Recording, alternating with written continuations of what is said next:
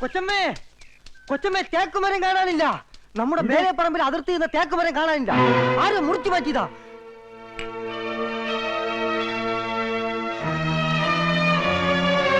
മരം വെട്ടിയെടുത്തിട്ട് അധികം നാളായിട്ടില്ല. ഉടനെ പോലീസ് അറിയിച്ചാൽ തുമ്പ് കിട്ടും. തേക്ക് മരത്തിന്റെ തുമ്പ് കിട്ടിയിട്ട് എന്ത് ചെയ്യാനാ? പോയത് പോയില്ലേ, ഇനി ഇതും പറഞ്ഞ് ബഹളം വെക്കണ്ട. ആഹാ, അങ്ങനെ അങ്ങ് വിടാനൊക്കോ? എത്ര രൂപയുടെ മുതലാ? ആദ്യം കള്ളരാണെന്ന് അറിയണം, എന്നിട്ട് പോലീസിൽ പരാതിപ്പെടാം. അതെ, അച്ഛനൊന്ന് മഷിയിട്ട് നോക്ക്. ആ,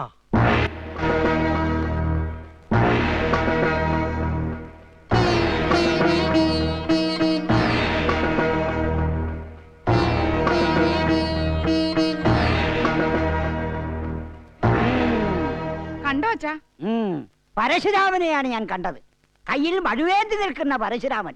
അപ്പോ ആയുധവുമായി ബന്ധമുള്ള ആരോ ആണ് പൊട്ടിച്ചിരിക്കുന്നത്. അതും ഈ വീട്ടിലുള്ള ആള് തന്നെ. ഈ വീട്ടിലാർക്ക് ആയുധമായിട്ട് ബന്ധം? ഓ, വെറുതെ ഓടിയത് മിച്ചം. ഒരു കൊളക്കോഴിയെ പോലും കിട്ടിയില്ല. ആ പഴയ ഉന്നമൊക്കെ പോയി.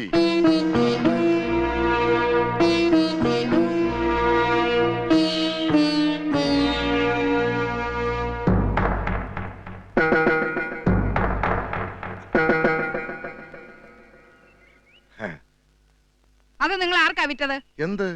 ഒന്നും അറിയില്ലല്ലേ? ആ തേക്കുമരം എവിടെന്ന്? ഏത് തേക്കുമരം? മേലെ പറമ്പിന്ന് മോട്ടിച്ച് വിറ്റില്ലേ? ആ തേക്കുമരത്തിന്റെ കാര്യമാ ചോദിച്ചത്. ഓ, ആ തേക്കുമരം. ഇനി ഞാനത് പറയാം. ഇത്രയും നാള് ഞാനത് മറച്ചു വെച്ചു. തേക്ക് മുറിച്ചു വിറ്റേ ഞാനാ. ആ മമ്മദിനാ കൊടുത്തേ. എനിക്ക് കുറച്ച് കടമുണ്ടായിരുന്നു, അതൊക്കെ വീട്ടി. ഇതിന്റെ പേരിൽ നീയും നിന്റെ അച്ഛനും കൂടി കേസ് കൊടുക്കുകയോ എന്ത് വേണമെങ്കിലും ചെയ്തു. മോട്ടിച്ചിട്ടൊരു ന്യായം പറയുന്നത് കേട്ടില്ലേ?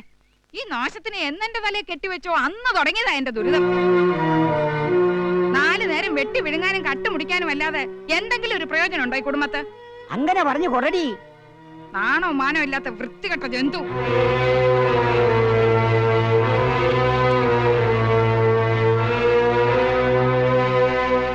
മോൾ ഇതൊന്നും കണ്ട് പേടിക്കണ്ട. ഇതിവിടെ എന്നും നടക്കാറുള്ള കലാപരിപാടികളാ.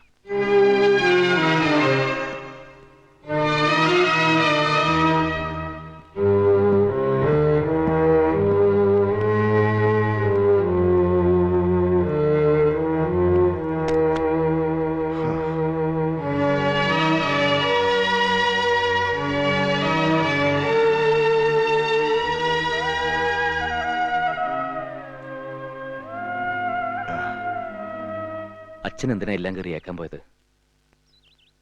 ആ മരം മുറിച്ചു വിറ്റത് ഞാനാ. അറിയാം. ആദ്യം എന്നോട് വന്ന് അനുവാദം ചോദിച്ചിട്ടാ നിന്റെ കയ്യിൽ നിന്ന് മമ്മദ മരം വാങ്ങിയത്. ആ പണം കൊണ്ട് ഇവക്ക് സ്വർണം വാങ്ങിയിട്ടാ ഈ കല്യാണം നടത്തിയതെന്നും എനിക്കറിയാം.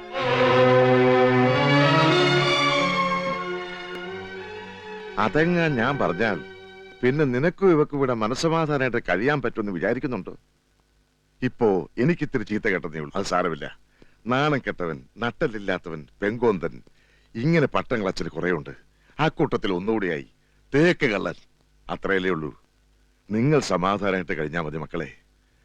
അത് കണ്ടാ മതി അച്ഛനെ.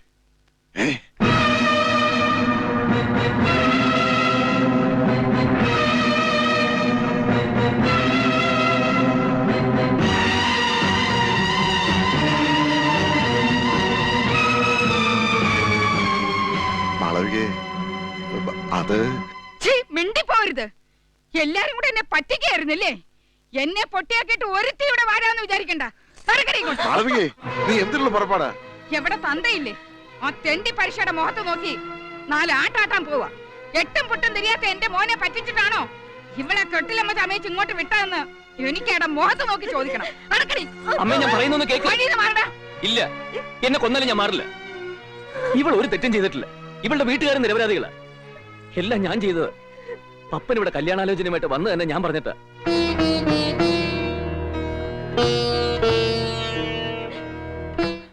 എനിക്ക് അംബിക നേരത്തെ അറിയായിരുന്നു.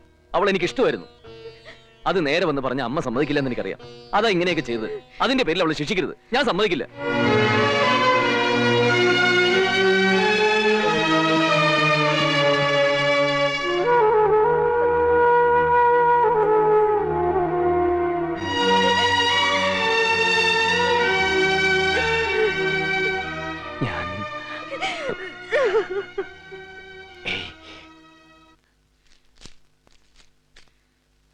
ദാ പറഞ്ഞതിനേക്കാളും 10 രൂപ കൂടുതലുണ്ട്. എന്നാലും കൊച്ചമ്മേ ഇത്ര പെട്ടെന്ന് എന്നോട് ഇങ്ങനെ ചെയ്യരുതായിരുന്നു. പിരിച്ചുവിടാൻ മാത്രം ഇവൾ എന്ത് തെറ്റ് ചെയ്യുന്നതാ നീ പറയുന്നത്? ഒരു തെറ്റും ഇവള് ചെയ്തെന്ന് ഞാൻ പറഞ്ഞില്ല. ഒരു വേലക്കാരിയെ നിർത്തി ചെയ്യിക്കാനുള്ള ജോലി ഈ വീട്ടിലുണ്ടോ? ഉണ്ട്. ഉം? ഉണ്ടോ? ഇല്ല. ഓ. ഉള്ള ജോലി ചെയ്യാൻ ഇവിടെ ഉള്ളവരൊക്കെ തന്നെ മതി. പിന്നൊരുത്തി കെട്ടിക്കേറി വന്നിട്ടുണ്ടല്ലോ, അവക്ക് ചെയ്യാൻ തന്നെ ഇവിടെയുള്ള ജോലി തികയത്തില്ല.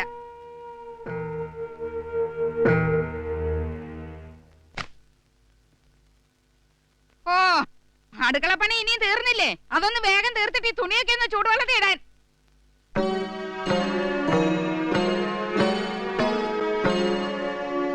എടാ, ഇന്ത്യ പാക് യുദ്ധത്തിൽ ഏറ്റവും അപകടം പിടിച്ചൊരു മുറയായിരുന്നു ഒളിപ്പോര്. ഇന്നത്തെ ഈ അമ്മായിയമ്മ പോരുമായിട്ട് തുലച്ചു നോക്കുമ്പോ അതൊന്നുമല്ലായിരുന്നു.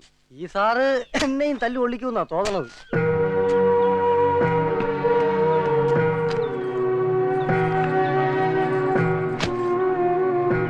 ചേച്ചി, ഞാൻ കൂടെ സഹായിക്കാം.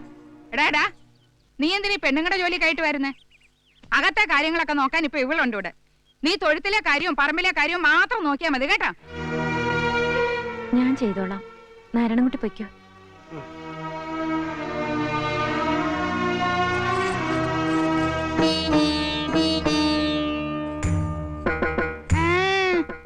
ഈ സ്വർണ്ണമൊന്നും ഇട്ടോണ്ട് അടുക്കളയിൽ നിൽക്കണ്ട. ഞാൻ ഊരി വെച്ചേക്കാമേ. വേണ്ട, ഇങ്ങോട്ട് ഒരു തന്നേക്ക്. കാലം മോശമാ. പിന്നെ സോപ്പുവെള്ളം വീണാ സ്വർണം പെട്ടെന്ന് പഴകും.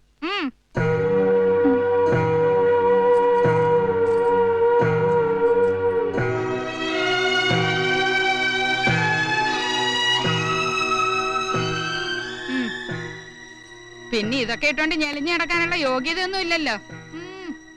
കേട്ടോ നാരായണൻകുട്ടി, പറമ്പിൽ നിൽക്കുന്ന തടിയുടെ മേലെ എപ്പോഴും ഒരു കണ്ണ് വേണം. നാളെ ഇനി വല്ല തറവാട്ടുകാരും ബംഗ്ലാവ് വെച്ചൊന്നും വരുവേ.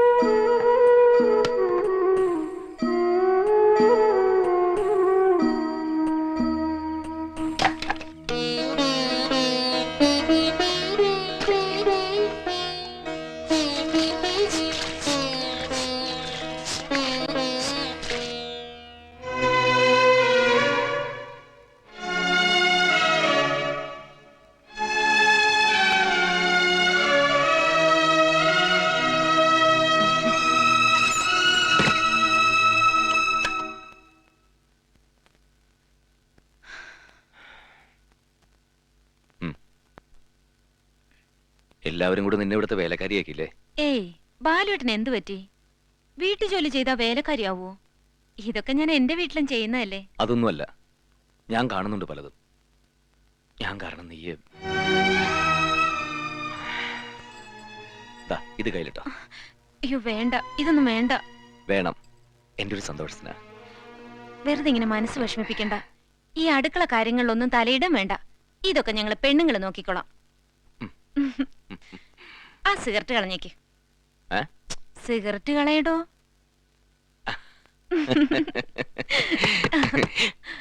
ഓ നാശം, ആരാ നോക്ക്.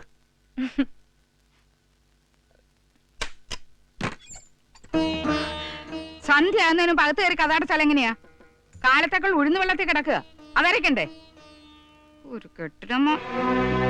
ഇത് ഇങ്ങനെ വിട്ട പറ്റില്ല. വേണ്ട, എന്നെ ചൊല്ലൊരു പ്രശ്നം ഉണ്ടാവരുത്. ഒക്കെ ശരിയാവും ബാലോട്ടാ. കുറച്ചു ദിവസം കഴിയുമ്പോ എല്ലാം നേരെയാവും. അയ്യോ ഉഴുന്നു വരയ്ക്കണ്ട, ഒരു കോപ്പ് വരയ്ക്കണ്ട. നേരം പാതിരേ. പെമ്പിള്ളേര് കാതിലും കഴുത്തിലും ഒക്കെ നിറച്ച് സ്വർണ്ണിട്ടോണ്ട് വേണം വരാൻ. അല്ലെങ്കിലേ പച്ച പാതിരയ്ക്ക് ഉഴുന്നരക്കേണ്ടി വരും. ഓ, ഈ ഉഴുന്ന് കണ്ടുപിടിച്ചത് ഏത് പന്ന പരട്ടയാ? എന്താ മോനെ? ഒന്നുമില്ല അമ്മേ.